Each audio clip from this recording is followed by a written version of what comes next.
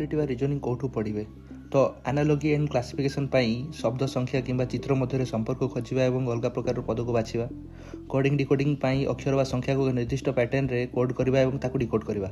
Series पाई number series और alphabetical series रो शेष वा मझिर अक्षर संख्या को पूरण करबा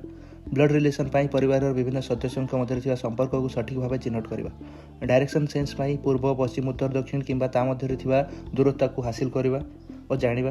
सेटिंग अरेंजमेंट गोलाकार है धाड़ी है पैटर्न मिरर आधारित जटिल शब्द शैली समाधान करबा तो केउ ठारू कौन पढ़े पढ़ाई आपन स्टैंडर्ड रेफरेंस बुक गुडी को देखि पारिबे जेमति आर.एस. अग्रवाल लिखित modern impress to verbal and non verbal reasoning बहीटे अच्छी सेटा भल हम आउ ऑनलाइन बहुत गुड़ी आमर यूट्यूब चैनल गुड़िक अच्छी जो थी कि आप